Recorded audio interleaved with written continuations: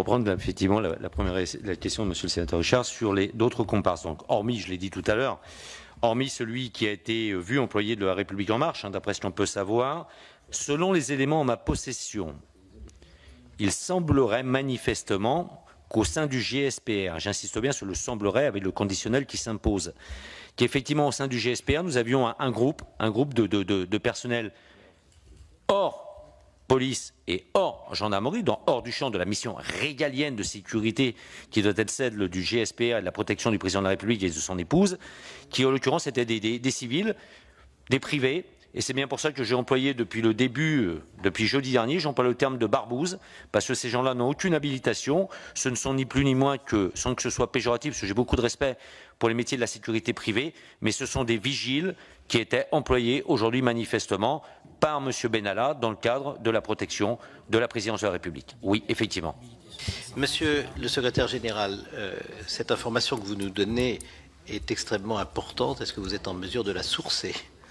Je vais la sourcer. Moi, j'ai les renseignements que j'ai, c'est bien évidemment à travers nos réseaux de délégués au sein du service de protection des hautes personnalités du SPHP, et bien évidemment par effet, je dirais, sur le GSPR. Les éléments que j'ai eus m'ont été rapportés effectivement par mes représentants locaux qui m'ont dit, effectivement, qui m'ont affirmé qu'il y avait des groupes de privés qui travaillaient, en l'occurrence, avec M. Benalla et qui provoquaient justement des tensions avérées entre les fonctionnaires de police et M. Benalla et ses comparses, qui en l'occurrence, et ça serait d'ailleurs un des motifs de la réorganisation des GSPR dans la perspective de la protection du fort de Brégançon pendant les vacances du président.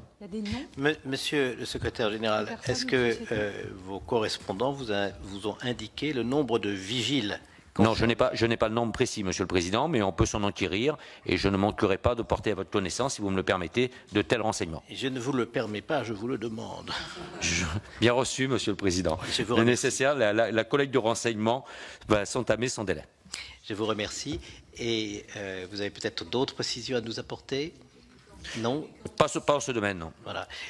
Madame, j'entends Madame Eustache-Brinio, et je pose à sa place la question, depuis quand le savez-vous et pourrez-vous nous l'indiquer aussi ? Je pourrais vous l'indiquer. Effectivement, les langues se délient parce que vous comprenez aisément que quand on a essayé d'avoir des renseignements le week-end dernier, il y avait, je dirais, une chape de plomb et quelque peu des refus de répondre à nos sollicitations en la matière, ce qui se comprend aisément depuis les fonctionnaires qui sont affectés au GSPR, qui ont un devoir de réserve en l'état. Seuls les représentants du personnel pourront s'enquérir de la chose et on essaiera d'avoir le maximum de renseignements pour qu'on puisse apporter les éléments nécessaires à l'enquête.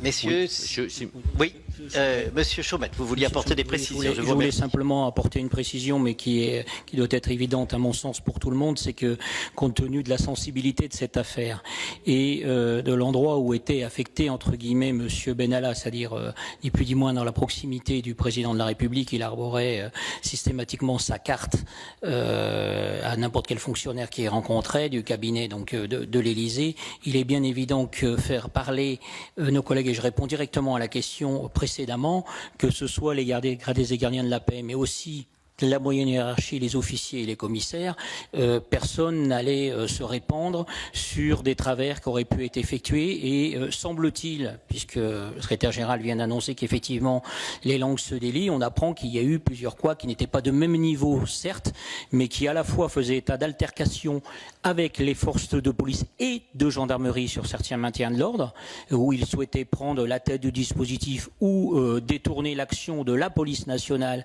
sur certaines interventions.